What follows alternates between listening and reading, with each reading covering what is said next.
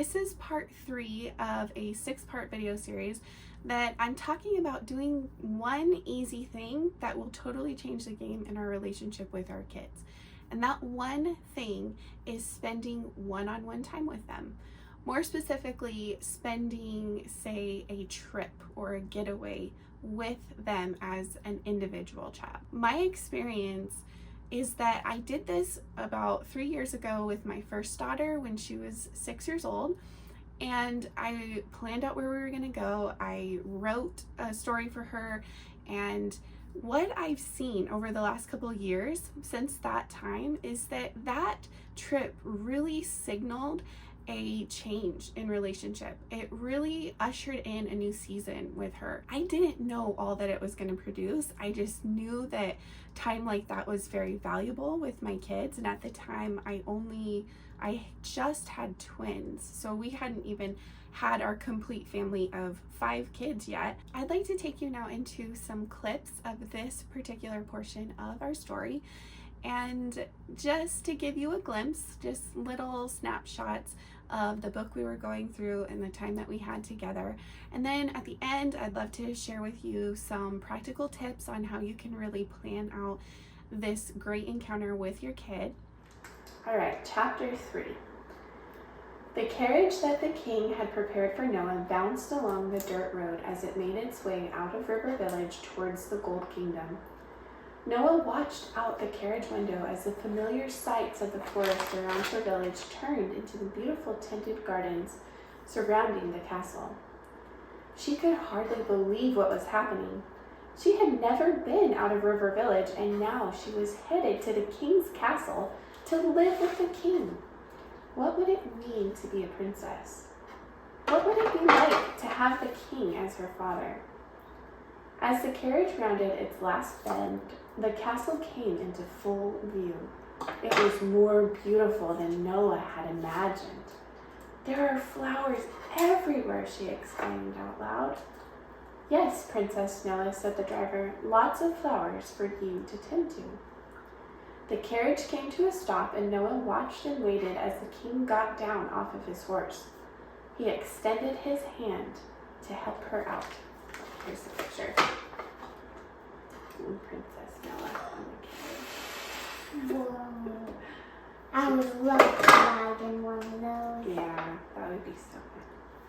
Since our kids are our favorite story to tell others, we should in turn have great stories to tell them. And that's what this book that I wrote for my daughter is all about, is telling her the best story that I could think of for her at her age. And that's the story of God's love for her, the king that created everything, that chose her, adopts her into his family and gives her a place in the castle, tells her her identity, and really encourages her to rise up into the call that he has placed in her since he has created her. And so that's what this book is all about, is that it's speaking to a little girl's heart about the creator of everything, the king above all kings, that tenderly comes down to her level, is very personal and relational, even with a 6-year-old girl, and shares that love that he has so deeply for her, and she learns to grab onto that love and know that love for herself. The day just continued to get better and better. The king led her down a lovely hallway they had not been down yet. He stopped at the end and paused a moment before opening the door. "Princess Noah," he said regally as he opened the door, "I would like to present to you your very own room. I have been working hard to prepare it special just for you." Noah had never in all of her 6 years had a room or even a space of her own.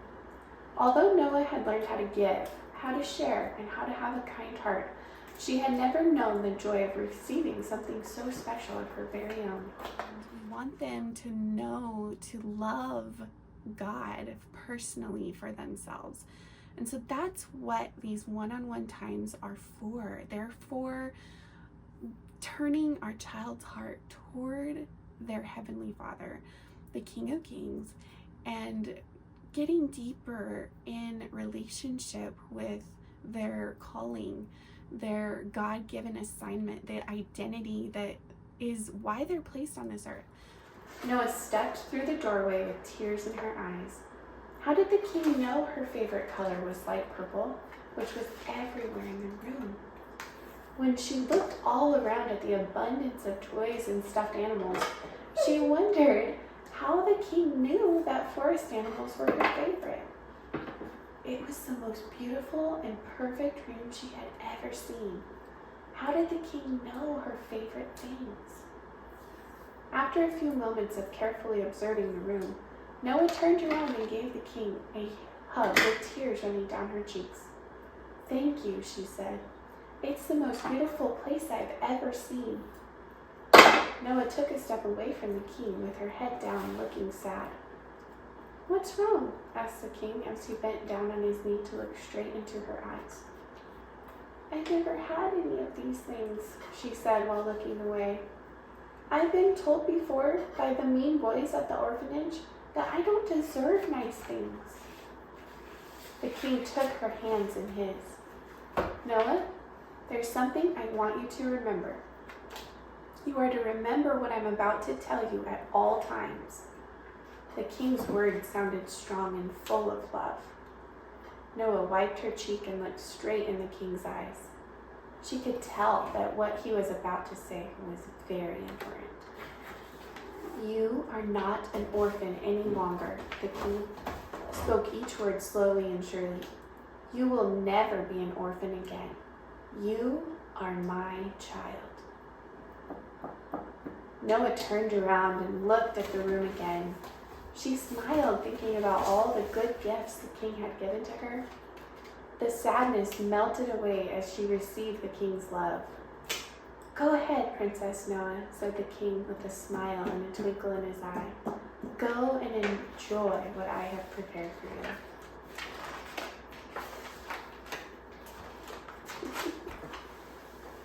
That's a really bad ending. Why? Why is it a bad ending? Because you want to know what's coming next? Yeah. So I want you to imagine that you live in a castle. What would be your favorite part of living in a castle? Probably stuffed animal. You think there'd be so many? Maybe a whole room like the size of this room full of stuffed animals. Psalms 45:6 says, "Your glory kingdom, O God, endures forever, for you are enthroned to rule with a justice scepter in your hand." God's kingdom is that of good things and righteousness. So I want you to think of some of the good things in your life. Like, what are some of the good things in your life? That I have a family. Yeah. And God's protecting us. Yeah. From the hailstorms, from the really bad storm we had with hail that was really loud and that thing went on. The tornado siren. Yeah. Yeah. And he protects us from the tornadoes too. Yeah. Yeah. So what are some of the things that you have? Like the good things that you get to enjoy? Overnight trip. I was gonna say what we're doing right now, huh? This beautiful little Airbnb, all of our fun stuff to do, good food to eat. So much fun. This is such a good thing. I have 2 thoughts for you today on how you can structure this trip. First of all, you want to plan it out well. Now, you don't have to do this, obviously. If you're a spur of the moment kind of person, spontaneous, it's like, let's load up and go. And if that works really well for you, then that's fine. But my experience and my advice would be to plan it out so that you can be very intentional. And, sit down ahead of time. Write out each place that you want to go. Write out where you want to stay. And the second thing goes along with the first thing in that you want to tailor this trip for that particular child. I mean, we all know if we have more than one kid that each child is so different, right? Each of them has their own personalities, their own likes and dislikes. And so you want to really tailor this time for that individual child. My first daughter, it was so easy for me to plan this. It was a no-brainer. I knew we're gonna go swimming and we're gonna go to the zoo, and one of the days we're gonna spend the entire day at the zoo because she loves animals, she loves adventure, and that was awesome. Now my second daughter, as I've been preparing for the trip and we went on the trip, I wasn't as sure what to do. She's very different. She's not as outspoken, more of an introvert, isn't as doesn't have something that she just really loves like my first daughter. My first daughter is crazy about animals, so it was a given. We're gonna go to the zoo. But my second daughter, I had to take a lot more time to think through. I had to do a lot more research. Okay, what does she like to do? She's not a type of person that likes big crowds of people.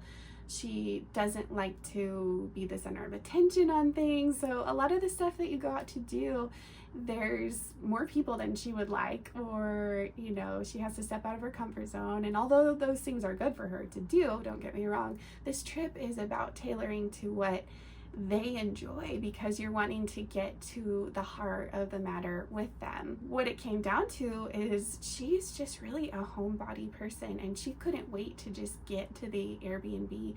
And she loves to do paper crafts and just hands-on artsy type things. And so that was majority of what we did. Is we got to the Airbnb and I had got scrapbook materials, and we just sat at the table and for hours just crafted. That's something I love to do. This is the daughter that's most like me, kind of more introverted, and loves to work with her hands on making beautiful things. And so we sat there and we did that together, and it opens up fun and talking and curling up at bedtime with stories, and then waking up in the morning, breakfast in bed. And we left all the scrapbook stuff out so we could just go right back to it.